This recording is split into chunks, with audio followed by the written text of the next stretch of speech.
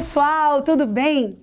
Eu sou a pastora e psicóloga Sara Mendes e é com muito prazer e com uma honra muito grande no coração que eu venho aqui no meio desse turbilhão de estudos que você está se dedicando para alcançar o seu objetivo, trazer uma aula sobre algo muito importante. Nós vamos conversar sobre gestão emocional para concurso.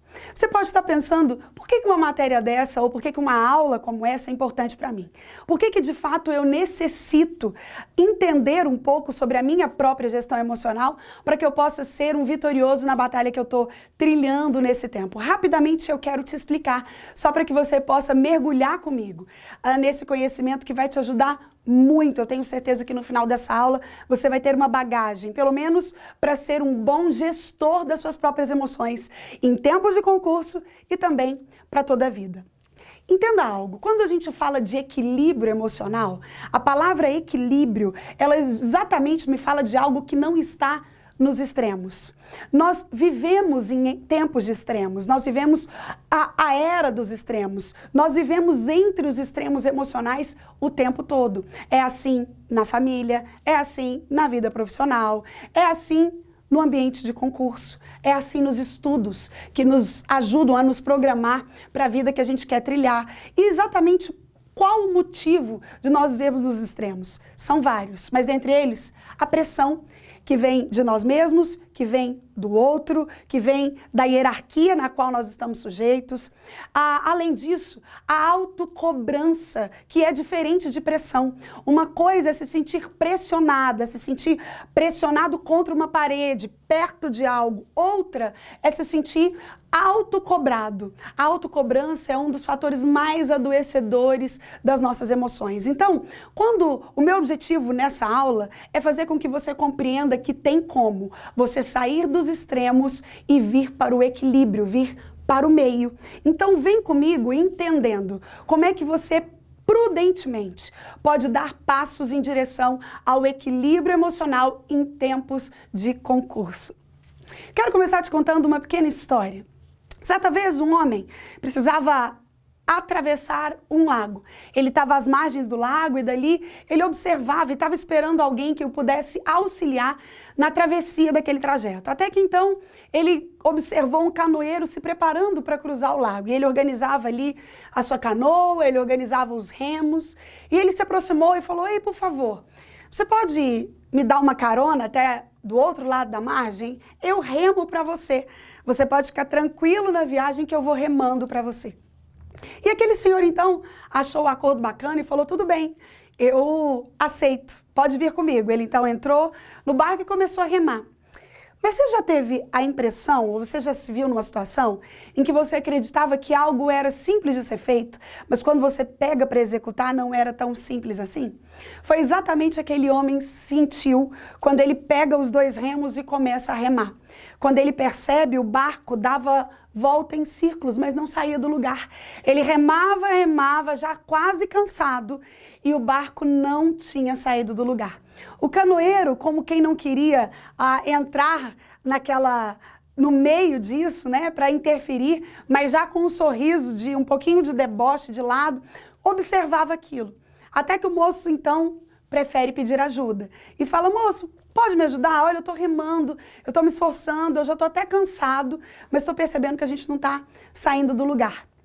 Aquele experiente canoeiro virou para o homem e disse: "O segredo está nos remos." Quando aquele homem percebe, cada um dos remos tinha uma escrita grande na madeira. Um estava escrito acreditar e o outro estava escrito agir. O canoeiro então disse: "É só fazer o que está direcionado pelos remos. A resposta está neles. O acreditar e o agir devem ser impulsionados ao mesmo tempo para que a canoa então siga a sua direção e deixe de andar em círculos." Eu contei essa pequena história para você porque eu quero iniciar, a título de introdução, falando do acreditar e do agir. Parece fácil, mas quando a gente vai olhar de forma severa, a maioria absoluta das pessoas acha uma tarefa difícil e delicada. Por vezes, o acreditar está lá em cima. Eu acordei animado, eu estou acreditando, eu estou com uma boa resposta, eu fiz uma conferência e eu estou segura no conteúdo, mas eu não acredito muito. Parece que tem gente muito mais preparada que eu, parece que tem gente mais capacitado, ou eu não acredito muito porque o concurso que eu queria não saiu. Acreditar e agir pesam sob o ponto de vista psicológico, exatamente porque não são todos que têm o mesmo time, não são todos que agem no mesmo tempo. Pelo contrário, a psique humana age e reage de formas diferentes entre o estímulo que gera uma necessidade de aprendizado e as outras coisas que estão em volta disso. Você entende o que eu estou dizendo?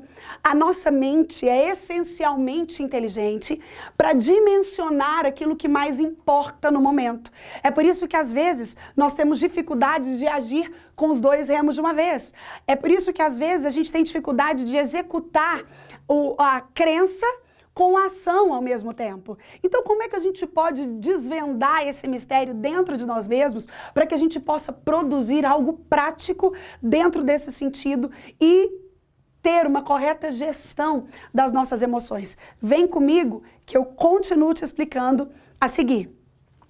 Quando a gente olha para aquilo que é conceito dentro da gestão emocional, quem sabe você está vindo comigo e já pensou, certo, Sara, eu entendi o que você está falando, mas agora fala mais um pouco a respeito de como eu posso trazer isso para a prática. Afinal de contas, esse é o objetivo dessa aula. O meu objetivo é ser o mais pedagógica possível para que você consiga aplicar todos os conceitos na hora de estudar, no momento de se preparar, na decisão tomada entre o tempo em que vou gastar estudando, enfim. Eu quero ir por partes. O que significa os conceitos? Primeiro, emoção e gestão. Entenda isso. Separadamente, as emoções são sentimentos que permeiam a sua alma. É muito importante que você compreenda isso. A alma é a sede, é o lugar, é a morada das nossas emoções, desde a nossa vida intrauterina. Então você pode imaginar que a nossa alma é uma bomba. Nós recebemos os primeiros registros emocionais ainda no ventre das nossas mães. Quando a mulher está grávida e ela sofre emoções extremas de choro, de alegria, de angústia, o feto sente, capta, recepciona essas emoções. E isso é armazenado no que nós chamamos de inconsciente. O inconsciente é como se fosse um lixo eletrônico do computador. O conteúdo está lá, mas é difícil de ser acessado, uma vez colocado no lixo eletrônico. Então, o inconsciente, ele determina muitas das nossas ações, apesar de não estar disponível para nós o tempo todo. E o que eu quero que você entenda? A nossa alma é o lugar onde estão guardadas todas as emoções que nós trazemos ao longo da nossa existência. Dor, alegria, raiva, medo, angústia, decepção, traição, humilhação, traumas. Além disso, as nossas vontades e os nossos sonhos. Tudo isso está no âmbito da alma. Isso é um pouquinho agravado, porque a nossa alma, ao longo da vida, ela vai recebendo o que nós chamamos de tóxicos. O que são esses tóxicos? Tóxico é tudo aquilo que tem poder para te destruir ou até para te matar. Você já passou perto de um hospital e ali tinha um lixo com uma caveira e geralmente 2 ossos e estava escrito cuidado, lixo tóxico. E você logo entende que ali há um material que não deve ser consumido, um material que não deve ser tocado, porque ele pode te causar dano e, dependendo da gravidade daquilo que foi jogado ali, até te matar. Ao longo das nossas vidas, desde a nossa infância, passando pela adolescência, juventude, vida adulta, nós vamos recebendo pelo menos 3 tipos de tóxicos. São tóxicos que vêm por palavras, pessoas que lançam palavras sobre a nossa vida. Ah, você nunca vai dar em nada. Ah, você vai ser um fracasso igual o seu pai. Ah, você vai ver, nada que você faz dá certo. Palavras tóxicas. Segundo tipo de tóxico que a gente recebe ao longo das nossas vidas são pensamentos. Esses são resultados muitas vezes daquilo que nós enxergamos. Os olhos são as janelas da alma, são o primeiro receptáculo daquilo que vai ser armazenado no nosso cérebro. Então os nossos pensamentos, via de regra, também são tóxicos por causa daquilo que a gente recebe. Dr. Augusto Cury foi o que deu nome a uma doença muito falada nesse tempo, a síndrome do pensamento acelerado. A SPA exatamente é caracterizada pela não capacidade do cérebro de entrar em repouso.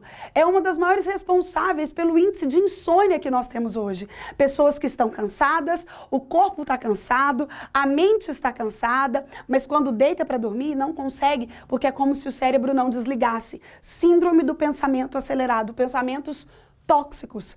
Um terceiro tipo de tóxico que entra na nossa vida são as pessoas. Você já teve gente assim perto de você? São pessoas que conseguem provocar o seu pior e abafar o seu melhor. São vários os tipos de relacionamentos tóxicos que a gente pode ter. E como nós somos seres holísticos, o que é um ser holístico? Nós somos seres integrados. É impossível separar o seu eu que está estudando para o concurso, para o seu eu que precisa trabalhar para manter a casa. É impossível separar o seu eu que está estudando para o concurso para o problema que você pode estar vivendo em família, para a dificuldade que você está tendo que vencer na sua saúde física ou emocional, porque nós somos seres holísticos. Então a alma recebe esses tóxicos, é a sede das nossas emoções e das nossas vontades, e ainda é subdividida em 3 coisas. Tem dentro da sua alma personalidade, caráter e temperamento. Por que eu estou te contando tudo isso? Porque quando a gente fala de emoções, quanto mais você conhece, maior a probabilidade de você ser um bom gestor de você mesmo. Via de regra, nós não somos bons gestores das nossas emoções. É por isso que a gente precisa de auxílio. E quando as emoções não são bem gestadas, dificilmente alcançamos o resultado que queremos. Nas tarefas menores, até as maiores. Um concurseiro que não consegue gestar bem as suas emoções vai ter dificuldade desde determinar o seu horário de estudo até determinar e escolher de fato a carreira que quer seguir. Então, dentro da nossa alma ainda tem personalidade. O que é isso, Sara? A sua personalidade foi formada dos seus 0 aos 7 anos e ela é resultado de 3 coisas. Ela é resultado de DNA, 1/3 da sua personalidade é resultado do seu DNA. O outro 1/3 da sua personalidade é resultado de influências do meio. Quem te criou, quais foram as suas influências, que desenho que você assistiu, quem ficava com você, que música você ouvia. E o terceiro 1/3 da formação da nossa personalidade é a forma como você elabora aquilo que você recebeu, ou seja, as respostas que o indivíduo consegue dar para aquilo que ele recebe. Ainda dentro da alma tem o caráter. Caráter é aquilo que eu deixo as pessoas conhecerem sobre a minha personalidade. Você entende que não necessariamente nós revelamos aquilo que é verdadeiro?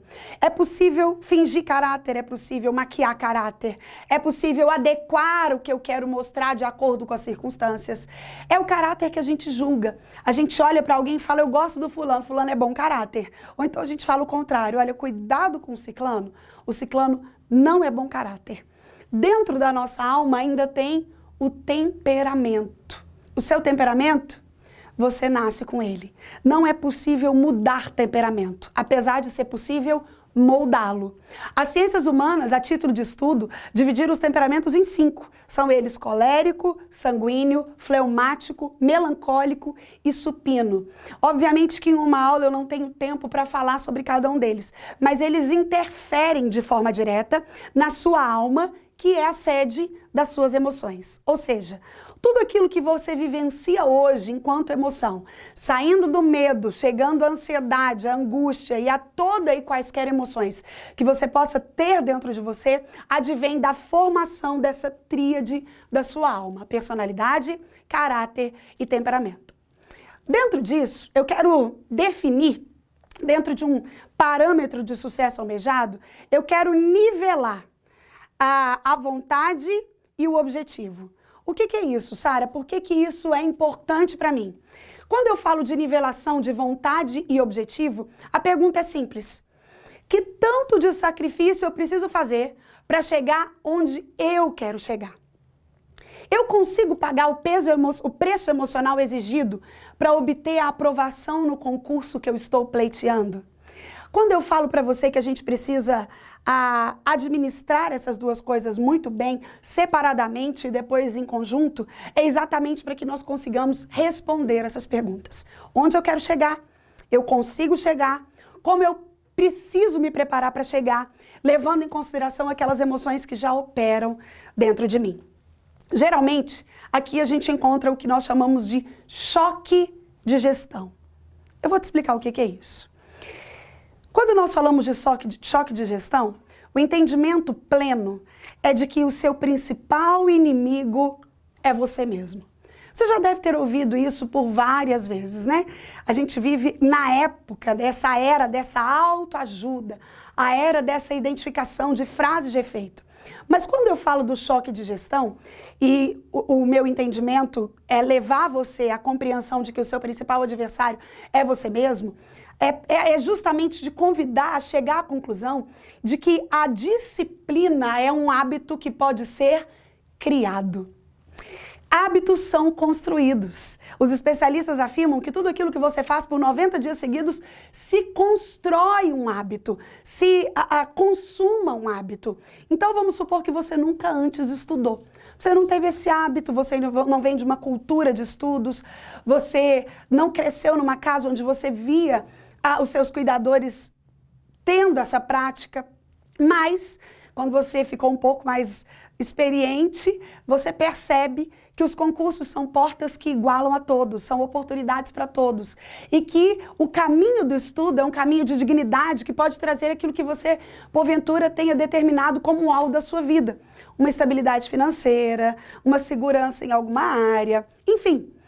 E aí você percebeu que estudar não é tão simples como você imaginava. Não é só sentar na frente do computador e escutar uma aula, não é só pegar uma apostila e grifá-la, é preciso método e é preciso disciplina. A Faculdade Realiza te oferece o método, excelentes professores. Mas quando eu lembro você que o seu principal inimigo é você, eu estou falando da construção da disciplina. Se você não tinha o hábito de estudar, ele precisa ser construído. E aí os especialistas nos auxiliam. Tudo que você faz por 90 dias seguidos se transforma um hábito. Então você pode começar hoje estudando meia hora, amanhã 45 minutos, depois de amanhã 1 hora.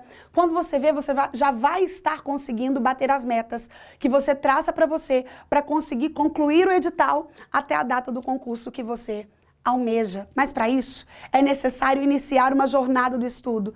E o primeiro passo então é conscientizar que é imprescindível um choque de gestão. Eu quero te ajudar a colocar uma hierarquia em alguns motivos, em algumas razões, para que você consiga aí onde você está, depois se você puder, coloque isso no papel, escreva aí choque de gestão e vá dando nomes a tudo isso que eu vou começar a falar agora, porque vai te auxiliar muito nessa gestão correta das suas emoções em tempos de concurso. Primeira coisa que é importante você traçar é o motivo dos motivos. O que significa isso? Aquilo pelo que se compensa buscar. Sabe quando você passeia num shopping e você vai olhando as vitrines? E geralmente os produtos que estão sendo comercializados na vitrine, eles têm uma etiqueta de preço. E você caminha pelo shopping e você vai fazendo uma seleção, porque alguns daquelas coisas que estão sendo oferecidas vão sendo descartadas pelo preço. A gente olha e fala, não, esse preço eu não consigo pagar. Quando a gente faz um choque de gestão, esse deve ser o pressuposto. O motivo dos motivos é aquilo que eu estou disposto a pagar qualquer preço. Eu estou disposto a lutar. Eu estou disposto a diminuir as minhas horas de sono. Eu estou disposto a abrir mão dos encontros com os amigos. Eu estou disposto a deixar de lado as redes sociais. O motivo dos motivos, aquilo pelo que se compensa lutar. O preço que eu estou disposto a pagar. Segunda coisa que precisa ser analisada para fazer um bom choque de gestão é o estabelecimento de um alvo. Aqui a gente tem várias ramificações. Existem pessoas que decidem entrar em um concurso, mas só para fazer ponte para outro. Existem pessoas que já têm um alvo final e não desistem. Quando eu falo de estabelecer um alvo, eu estou falando de saber concretamente qual o concurso eu desejo passar. Quando a gente fala de que quem sonha realiza, eu amo esse slogan, porque eu acredito que ele dá sentido nele mesmo. Certa vez o Walt Disney disse, se você pode sonhar, então você pode realizar. E quem sonha realiza fala exatamente disso. Pessoas que estão sonhando, mas não querem ficar só no sonho, porque entenda isso. Sonho sem atitude é coisa de gente preguiçosa, viu? Porque quem sonha para realizar precisa ter uma meta declarada, um alvo estabelecido. Eu quero esse concurso que vai sair nessa data de previsão, que tem X de salário. É importante estabelecer o alvo para o qual está se direcionando. Terceira coisa para a sua gestão de choque. Estabeleça quantas horas você tem durante o seu dia para investir nessa empreitada. Ah, Sara, essa é a tarefa mais difícil. Você não sabe, eu tenho muito pouco tempo, eu preciso trabalhar, eu sou mãe, eu sou pai de família, eu ajudo no sustento da minha casa, tem outras coisas que também me são prioridades. É por isso que eu estou te dizendo para sentar e anotar. Porque quando você consegue visualizar, essas metas crescem no seu inconsciente, que dão ordem ao consciente, que vão te mobilizar para uma ação. O que é importante que você compreenda? Sabe a história do shopping e da etiqueta Ser Paga? Não há como você alcançar metas estabelecidas se não houver sacrifícios empenhados. Se você não se dispor a abrir mão de coisas em detrimento de outras, você não conseguirá chegar no seu alvo. Estabelecer uma quantidade de horas é essencial dentro do processo. Só assim você vai conseguir criar o hábito da disciplina. Então você sabe o seu calendário, mas cuidado para não cair na máxima do ativismo. Pessoas ativistas tentam fazer mais coisas do que as 24 horas do dia suportam e acabam não fazendo nenhuma bem feita. Pessoas disciplinadas, com gestão de choque em dia, com equilíbrio emocional para passar num concurso como esse, se você tiver 2 horas por dia, são 2 horas para isso. 2 horas conferindo o edital, 2 horas escutando aulas, 2 horas fazendo exercício, com celular ou com tudo aquilo que gere competição do estímulo sendo descartado. É imprescindível estabelecer quanto tempo você tem para se dedicar a esse projeto. Depois, reúna um bom material didático. O fato de você estar aqui já fala muito que você escolheu um dos melhores materiais que nós temos disponíveis hoje no mercado, que é o material da Realiza. Isso é fundamental. Agregue valor. Dedique-se àquilo que você tem em mãos. Valorize o material que te foi oferecido. Também é importante sair de grupo de WhatsApp que tomam o seu tempo. Você já viu como essas coisas tomam o seu tempo? Todo celular tem ali um medidor de hora. Quanto tempo você está ficando nele, nas redes? E às vezes a gente se assusta. Alguns de nós ficam 6, 5, 7 horas dentro, aprisionados nas redes sociais. E uma coisa vai levando a outra. Então, às vezes, esse choque de gestão exige de você sair desses grupos, talvez se ausentar um pouco das redes sociais ou estabelecer parâmetros para isso, adiar resenhas, happy hours. Eu estou falando de evitar a concorrência de estímulo. Quando se tem um foco a médio, curto ou longo prazo, é muito importante compreender que eu abro mão de prazeres agora para usufruí-los dele depois muito mais tranquilamente. Outra coisa que é fundamental na gestão de choque é estabelecer a duração da campanha de estudos. Quanto tempo eu tenho para estudar? Ou quanto tempo eu gostaria de ficar aqui? Não, olha, eu vou dar tudo de mim, porque eu quero no próximo concurso passar. Eu costumo dizer que o concurso é como uma fila. Você vai agregando conhecimento e chega uma hora que é a sua vez. Você vai revisando tanto a matéria, essa matéria vai fazendo parte de você, ela vai sendo incorporada no seu conhecimento de uma forma que é inevitável. Chega uma hora que não tem novidades mais para você e nenhum tipo de prova. É por isso que é importante esgotar o edital. É por isso que é importante saber os seus pontos fracos e ser fortalecido neles. Quem sabe o seu ponto fraco é tudo relativo a direito. Sara, é tudo que é lei, tudo que tem que decorar de forma direta é difícil, então fortaleça seu ponto fraco. Sempre que um guerreiro percebe alguma de suas fragilidades, ele fortalece essa fragilidade com dedicação e com muita disciplina. Então, naquilo que você tem mais dificuldade, você se dedica mais tempo. E, em último lugar, para essa gestão de choque das emoções, acredite no seu potencial. E aqui eu não quero falar de algo utópico, para vir aqui fortalecer você e dizer, dê 3 pulinhos, grite, acredite no seu potencial. Não é nada disso. Mas a máxima é simplista. Se você mesmo não acreditar em você, dentro daquilo que eu te disse, dos tóxicos que a alma recebe, da tríade que a forma, você mesmo emite mensagens para o seu corpo de autossabotagem. Acreditar em si mesmo é uma questão de inteligência básica. Quem não acredita em si não consegue romper, não consegue sair do lugar e não consegue fazer o que é mais importante dentro desse processo. Não desistir. Não desistir. Não desistir. Agora eu quero ir para um segundo tópico, nós fechamos aqui o nosso choque de gestão, mas eu quero falar de outra coisa que é fundamental para você fazer uma gestão correta das suas emoções em tempo de concurso. Eu quero estabelecer um paralelo entre trabalho e recompensa. Se nós voltarmos para as Escrituras, para a Bíblia fala que digno é o trabalhador do seu trabalho. Ele está falando exatamente do direito que o trabalhador tem de pegar o seu salário no final do mês, depois de um mês todo produzindo, gerando riquezas para o lugar onde ele serve, para o lugar onde ele trabalha. Então, trabalho e recompensa têm uma ligação muito estreita, muito junta e muito necessária também. O que eu quero que você compreenda, já que nós não estamos aqui para falar em dinheiro no primeiro momento, mas sim de uma recompensa sendo colocada como aprovação, a conquista do seu lugar dentro do concurso público. Se você quer estabelecer uma correta relação entre trabalho e recompensa, a primeira coisa que é necessário você fazer, não roube você mesmo. Seja sincero. Cumpra os objetivos que você convencionou.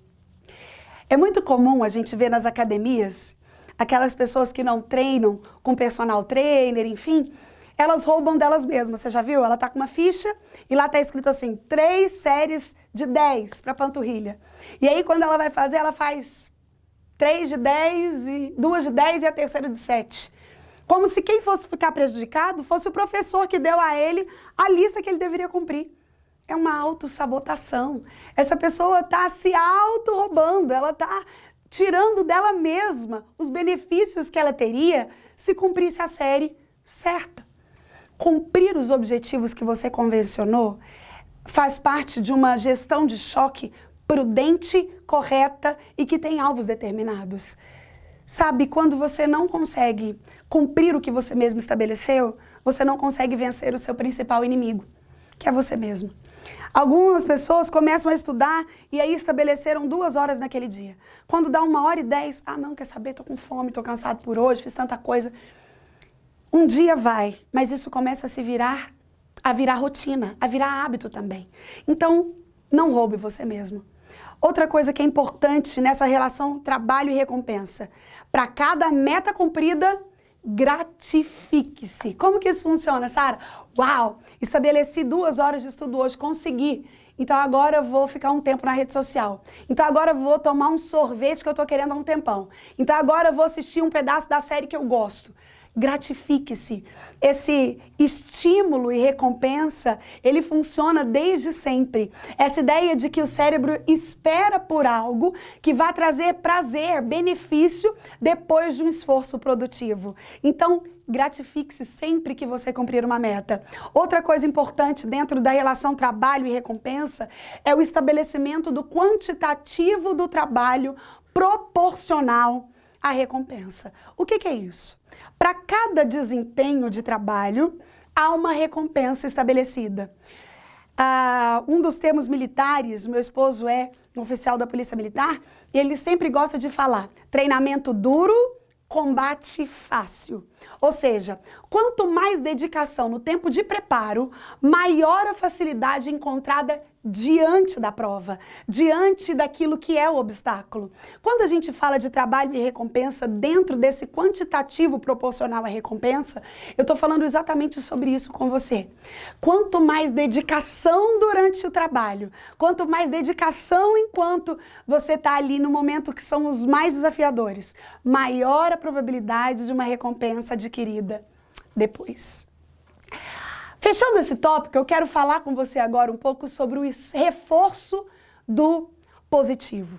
Eu estou seguindo uma linha na qual o meu objetivo é conseguir que você perceba dentro da sua alma, das janelas dela e dos tóxicos que ela recebeu, quem são os seus maiores inimigos. Quais são as coisas que você precisa gerenciar melhor. Quando a gente fala de gestão das emoções, a gente está falando da capacidade de olhar e mudar de lugar. E tirar uma coisa, colocar outra, substituir uma terceira. Agora eu quero então falar sobre esse reforço positivo. Quando eu falo de reforço positivo, eu estou falando daquilo que pode e obrigatoriamente deve ser melhorado, deve avançar nesse processo. Quero te falar pelo menos 4 tópicos aqui. O primeiro deles, melhore a performance daquilo que você já é bom. Sabe qual é o ideal? O ideal é chegar na excelência do conteúdo bem assimilado. Chegar na excelência é esgotar o conteúdo, é ir até o final do conteúdo. Eu me lembro, quando eu estava perto de defender a minha tese do mestrado, e eu tinha um conteúdo acumulado grande, extenso, cansativo, mas uma mesa muito exigente. Meu mestrado em psicologia foi em transtornos alimentares e obesidade pela USP de São Paulo, e uma mesa muito exigente. E eu me lembro que nos 6 últimos meses, eu me dediquei a esgotar o conteúdo. Eu dizia, olha, ninguém pode saber mais do que eu dentro do assunto da minha defesa de tese. Eu preciso ser expert, eles não podem ter perguntas que me pegam de surpresa. Sabe aquela pergunta que você fala, uai, mas parece que isso eu não estudei? E dependendo da forma como a pergunta se apresenta, se você não tiver articulado no domínio do conteúdo, você se confunde. Então, quando eu falo de reforço positivo, eu estou falando de uma melhora de performance naquilo que você já é bom. Estabeleça metas diferentes, faça várias perguntas de formas distintas, porque assim você não é pego de surpresa, porque assim você não perde o time, porque assim nenhuma forma como o conteúdo se apresenta vai parar você. Outra coisa importante no reforço positivo, não conte a ninguém o seu calcanhar de Aquiles. Dentro de um concurso, ao mesmo tempo que a gente precisa de grupos, todos são adversários. E alguns de nós gostam de falar, olha, a minha dificuldade no português, olha, o meu problema é nessa disciplina. Não revele o seu calcanhar de Aquiles. Eu estou me lembrando uma vez, Gisele Bündchen, a Uber Model, foi dar uma entrevista para o Luciano Huck, aquele apresentador, e ele perguntou para ela, Gisele, tem alguma parte do seu corpo que você não gosta? E ela falou, claro que tem, Luciano. E ele falou, conta pra gente, qual é a parte do corpo que a Gisele Bündchen não gosta? E ela então falou, Luciano, você me desculpa, mas eu não vou contar. E ele falou, mas por que não? A gente é amigo, me conta. Ela falou, sabe por que eu não vou contar? Porque talvez seja algo que você nem está percebendo. Mas se eu disser, você vai passar a observar. Exatamente isso. Quando você não entrega as suas fragilidades, você não dá aos seus adversários o direito de fazer de você refém das suas próprias informações. Outra coisa que é importante no reforço positivo é a ausência da autossabotagem. Você pode pensar, Sara, você já falou sobre isso lá em cima, mas é importante isso aqui também, porque via de regra, a autossabotação aparece no conteúdo. Ah, não, isso aqui eu acho que não vou precisar estudar não caiu no concurso passado. Isso é autossabotagem. Ah, não vou dedicar tanto tempo para esse conteúdo, isso aqui eu já estou sabendo de cor e salteado. Geralmente, esses conteúdos não revisados, que fazem parte do conteúdo que cai na autossabotagem, são aqueles que dão os famosos brancos no momento da prova. Então, não se autossabote. Quarta coisa que eu quero falar é, não se critique. Não fique falando sobre você o tempo. Ai, sabe o que é? Para mim é tudo muito difícil. Eu sou uma pessoa que não tive muitas oportunidades. Para mim é muito complicado aprender. Não se autocritique. As palavras têm poder. Elas têm força. Elas fazem uma movimentação dentro daquilo que nós somos e dentro daquilo que as pessoas pensam sobre nós. E por fim, fortaleça os seus acertos e atenue os seus defeitos. Se permita. Você não é perfeito, não veio de uma família perfeita, não convive com pessoas perfeitas, não tem obrigação de ser perfeito. Agora eu quero falar um pouco sobre o que talvez seja o centro importante da nossa aula. Eu quero falar sobre fuga de foco, o diagnóstico da fuga de foco. Como é que eu sei que eu não estou focado? Sara, olha, eu estou estudando, eu estou cansada, eu estou exausto, mas parece que eu não estou rendendo. Muitas vezes, ou na maioria absoluta das vezes, há falta de foco. Como é que a gente resolve esse problema? Em primeiro lugar, elimine a preguiça. Sara, eu acordo às 5 da manhã, eu vou dormir 11. Eu não sou uma pessoa preguiçosa. Quem sabe você não é uma pessoa preguiçosa fisicamente, mas tem uma mente preguiçosa. Uma mente que não responde corretamente aos estímulos aos quais ela é exposta. Ou uma mente que facilmente divaga na variedade ou na competição do estímulo. A nossa mente trabalha com gatilhos mentais. Cada coisa que nos é apresentada, cada lugar em que nós colocamos os nossos olhos, dispara um gatilho mental nas nossas mentes. A psicologia das cores, por exemplo, eu vou só te dar um exemplo daquilo que eu estou tentando transmitir a você. A psicologia das cores é uma área da psicologia que estuda somente a relação das cores com as nossas emoções. Vou te falar 3 cores, por exemplo, que sugerem fome imediatamente. Vermelho, amarelo e azul. Pensa muito rápido quando você passeia pela área de alimentação do shopping, nas cores que estão nas logomarcas de quase a maioria absoluta das grandes redes de restaurante.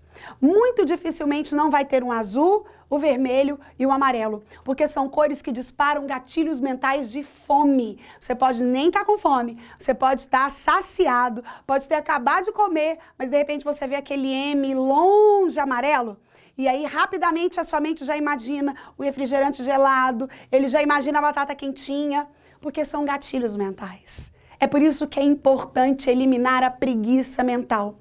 Outra coisa importante aqui, não se distraia com aquilo que não for prioridade. É por isso que as prioridades precisam estar muito bem delineadas dentro do seu planejamento. Porque aquilo que não é prioridade não pode roubar o seu tempo. Nós temos muita facilidade de nos deslocarmos do foco. A gente começa a conversar uma coisa, mulheres então, prestem atenção no que eu estou dizendo. No mesmo tempo que nós temos uma absurda facilidade de sermos focadas naquilo que verdadeiramente queremos, nós também temos uma facilidade maior de deslocarmos o centro da conversa, porque a gente muda de assunto muito rapidamente. Alguns maridos até reclamam, né? Eu achei que minha mulher estava falando disso, ela já tinha mudado de assunto, ela já estava em outra pegada, porque a nossa mente, ela trabalha de forma repartida, diferente da dos homens, que tem um assunto predominante e ele precisa esgotar aquele assunto para entrar em outro. As mulheres não. Como elas têm massa cinzenta mais aumentada no cérebro do que os homens, elas conseguem, de forma variada, trabalhar vários assuntos ao mesmo tempo. É por isso que é importante o estabelecimento de prioridades, evitando a concorrência de estímulo. Então eu não vou estudar de frente da cozinha, onde vai começar a fazer almoço agora. E de repente o cheiro vem, eu nem tô com fome, mas eu fico com vontade de comer. Então eu não vou estudar deixando o meu celular apitando toda hora que tá chegando mensagem nova. Evite as concorrências de estímulos. Sabe por quê? Porque os obstáculos, eles trazem causas e trazem consequências. Aqui é o ponto X da nossa aula, vem comigo. As causas que os obstáculos causam, né? Bem redundante. São elas: ansiedade, estresse, medo, síndrome do pânico, a SPA que eu já falei. Vou discorrer sobre cada uma delas rapidamente, porque nós vivemos uma geração que tem usado muito paliativos. Então a gente medica o indivíduo, você vai num neurologista ou a um psiquiatra e ele te medica, mas a causa não é tratada. Você consegue entender que quando você não elimina a causa, os sintomas vão sempre voltar? Quando a causa não é tratada, os sintomas sempre podem voltar a aparecer. Então a primeira causa que é importante conhecer e tratar é a ansiedade. A palavra ansiedade tem a sua raiz numa palavra anglo-saxônica que significa estrangulamento. A ideia é de algo que sufoca, que prende o ar, que inibe a respiração.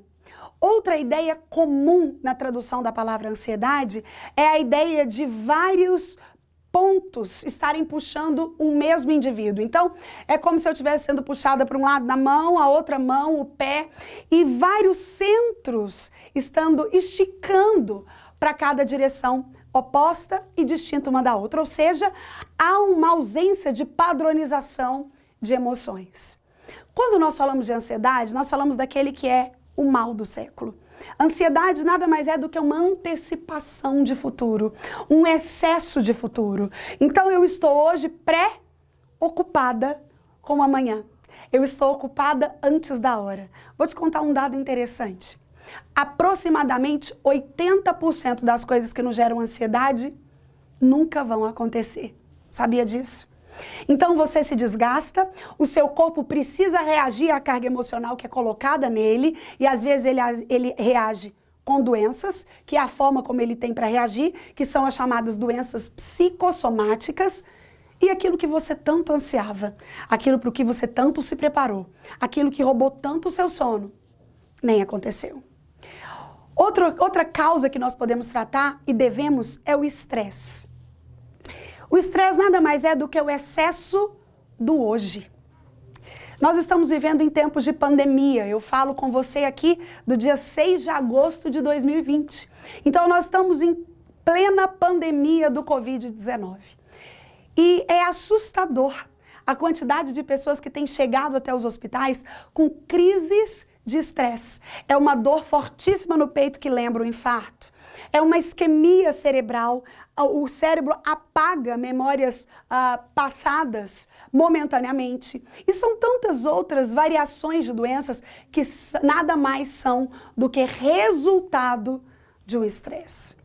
O excesso de presente, ele vem exatamente por essa incapacidade de organização que o indivíduo tem. Quando eu não coloco cada coisa no seu lugar, cada coisa no seu horário. É por isso que o estabelecimento de alvos, como eu comecei falando com você lá em cima, é tão importante.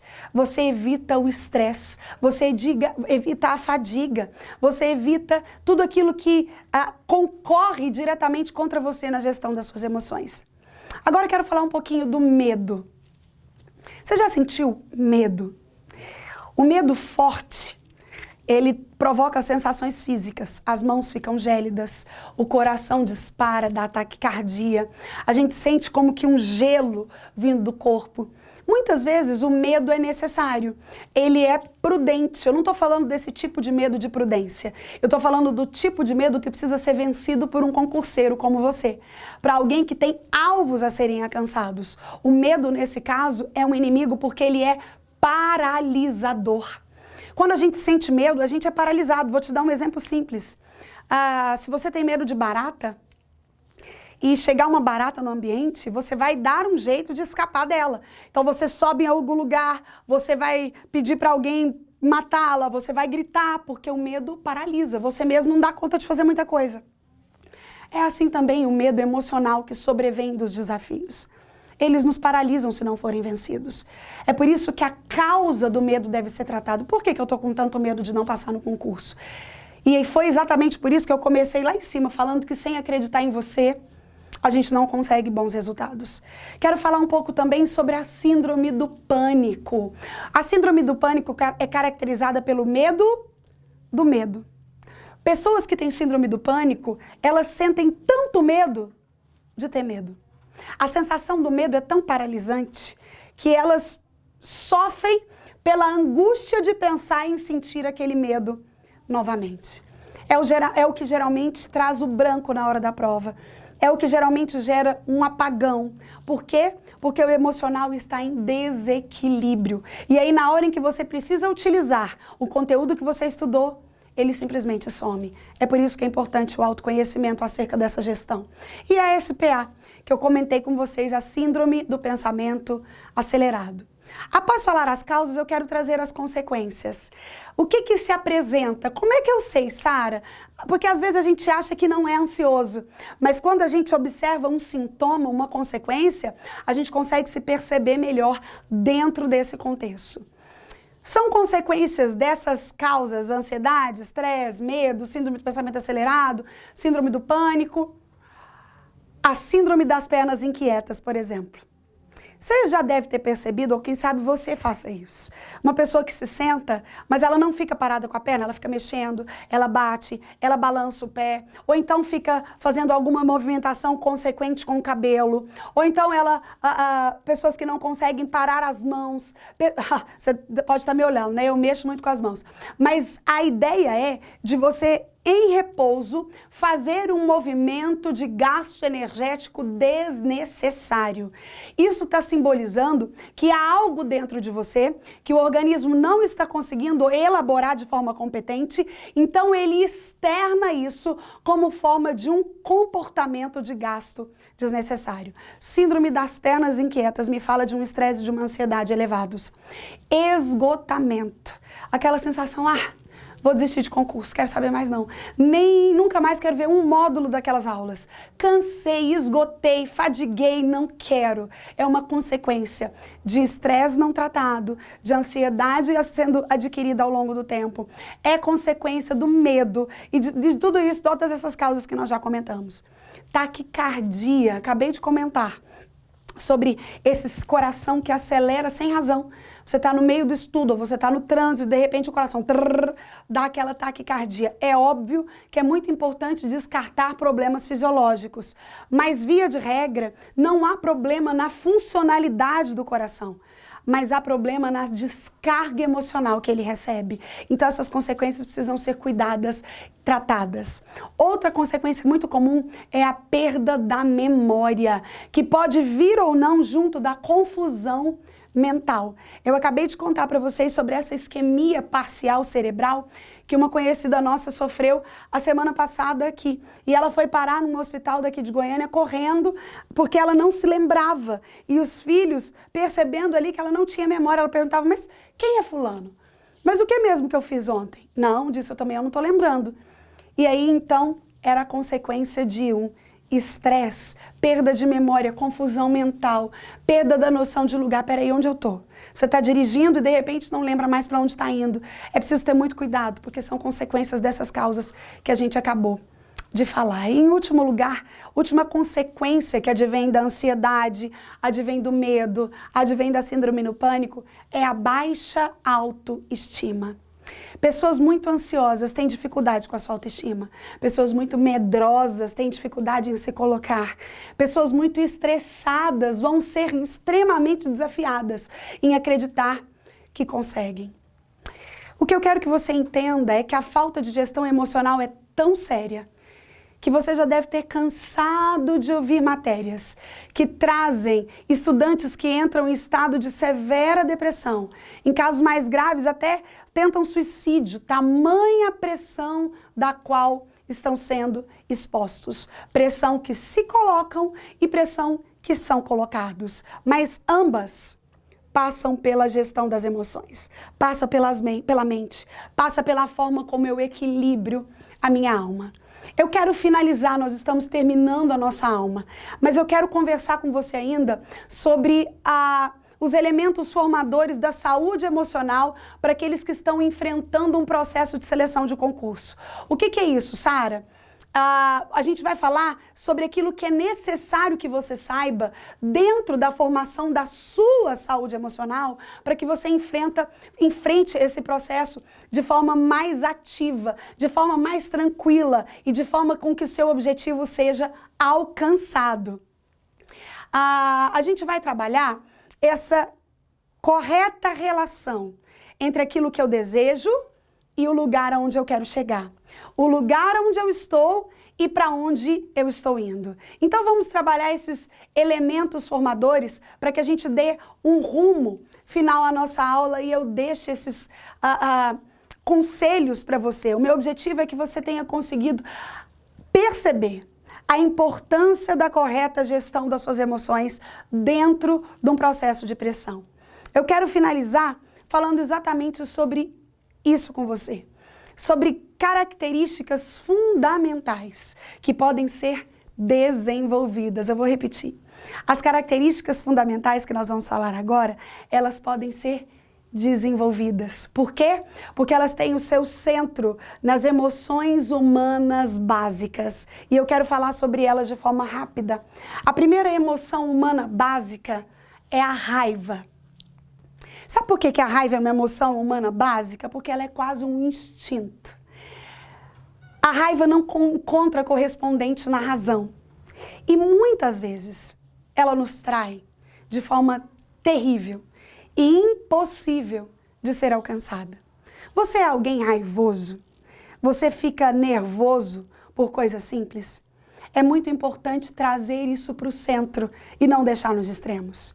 A segunda emoção humana básica que eu quero falar com você, apesar de ter abordado no tópico anterior, é o medo. Quando nós falamos de emoções humanas básicas, nós estamos falando que aquilo que a gente não escolhe ter, que simplesmente surge em nós. Como você lida com os seus medos? Você os enfrenta? Há linhas da psicologia que dizem que não há outra forma de lidar com medo, senão o autoenfrentamento. Talvez você está assistindo essa aula e muito do que eu falei pesou para você, mas você ainda se sente amedrontado. Será que eu vou passar? Será que eu vou conseguir? Será que eu não estou gastando dinheiro à toa? Será que o meu tempo vai ser aproveitado? O medo é uma emoção paralisadora. É por isso que precisa ser vencido. E a terceira emoção humana básica, inerente à nossa humanidade, é o amor. Eu poderia ficar o resto dos minutos que eu tenho só falando sobre o amor. Falando sobre o que ele traz, falando sobre o que ele é, falando sobre o que ele produz. Mas eu prefiro falar para você sobre uma característica do amor que você pode utilizar na gestão das suas emoções. O amor transforma. O amor pela sua família e por isso a dedicação pelo seu concurso transforma. O amor por você mesmo e por provar que você pode alcançar lugares maiores transforma. O amor pelas pessoas com quem você convive e para as quais você dedica o seu cuidado transforma. Talvez muito do que falta para a gestão emocional, em se tratando de vida de concurseiros, é uma dimensão daquilo que o amor pode produzir dentro desse meu processo. Nós vivemos 3 tipos de amor necessários. Primeiro, o amor a Deus, a um ser superior, que é o amor na vertical. Depois, um amor na horizontal, um amor pelo outro, um zelo pelo outro, o cuidado pelo outro, por aqueles que nos motivam. E depois, o amor por você mesmo. Quando nós observamos as emoções humanas básicas, a gente consegue entender aquilo que traz saúde emocional para a vida de qualquer concurseiro. Sabe, eu não sei como você está agora, como a gente está finalizando essa aula. Eu não sei como você se encontra nesse momento de forma holística, como estão o seu corpo, a sua alma e o seu espírito. Afinal de contas, nós somos essa junção dessas 3 coisas. Enquanto na alma estão as nossas emoções e vontades, no corpo estão as nossas necessidades primárias básicas: fome, sede, sono, calor, frio. E o nosso espírito é o lugar onde nós fazemos as conexões com o sagrado. É aqui que entra a fé, é aqui que entra as crenças que nós temos. Eu não sei como está o seu holístico hoje, mas o que eu gostaria que você saísse dessa aula sabendo é que não há como segmentá-lo. Não há como você falar, não, meu corpo, tá supimpa, eu malho, eu me alimento super bem, mas o emocional tá destruído, fragilizado. O emocional não está sendo cuidado, está repleto de tóxicos. Ou o que falta ser fortalecido é a fé. Você não acredita em muita coisa, você não tem muita esperança. Por vezes o que está diferente, o contexto é diferente. A alma está bacana, as emoções estão bem, mas o corpo sente cansaço rapidamente. Eu tenho sofrido de algumas comorbidades porque eu não tenho cuidado muito da minha saúde. Outras vezes o que está faltando é um pouco mais do cuidado com a espiritualidade. Você não crê em nada, não tem muita esperança, não vê sentido na vida que está vivendo aqui. O meu convite para você, que está assistindo essa aula e que assistiu até agora, é fazer uma autoanálise. Sócrates dizia que a vida sem ser analisada não vale a pena ser vivida. Na verdade, nós fazemos escolhas o tempo todo. Até o não escolher é uma escolha. Você chegar até aqui demandou inúmeras escolhas. Primeiro você escolheu o que queria fazer concurso, depois, quem sabe, você determinou para qual área, depois você escolheu em qual faculdade você realizaria seu preparatório, depois você decidiu se assistir essa aula ou não, e ainda agora você está fazendo decisões porque nós decidimos o tempo todo. E de forma inevitável, nós somos os resultados das decisões que tomamos. É por isso que eu quero encorajar você a investir no seu todo, a fazer uma autoanálise. Ninguém pode fazer isso por você. A olhar de forma prudente, peraí, o que eu preciso colocar em ordem? O que falta para que essa gestão seja de fato competente? O que está faltando para que eu alcance os meus objetivos? Qual área do meu emocional, do meu físico ou do meu espiritual estão precisando de um tratamento melhor? Quando você tiver essas respostas, você conseguirá manter o foco. E um foco mantido é um foco alcançado. O meu desejo é o seu sucesso. É que você alcance e supra os desafios que você mesmo estabeleceu para você. É que você chegue até a vitória, para que a alegria seja sua, mas para que você também compreenda que nada resiste a um trabalho bem feito. Nada resiste a um autoconhecimento que organiza. Nada resiste aos dois remos sendo rodados de uma vez só. Acreditar e agir. Assim, você chega até o outro lado da margem. Eu te desejo muito sucesso. Não deixe de conferir as minhas redes sociais no Instagram, @PRA Sara Mendes. Eu posto diariamente conteúdos exclusivos, conteúdos de encorajamento, conteúdos fortalecedores da sua fé, conteúdos sobre os mais diversos aspectos da alma. E tem ainda a nossa página no Facebook, Pastora Sara Mendes. Então eu espero por você para a gente poder interagir e continuar esse nosso contato nas redes sociais. Muito obrigada por assistir essa aula e que Deus te abençoe em todos os seus projetos. Tchau, tchau!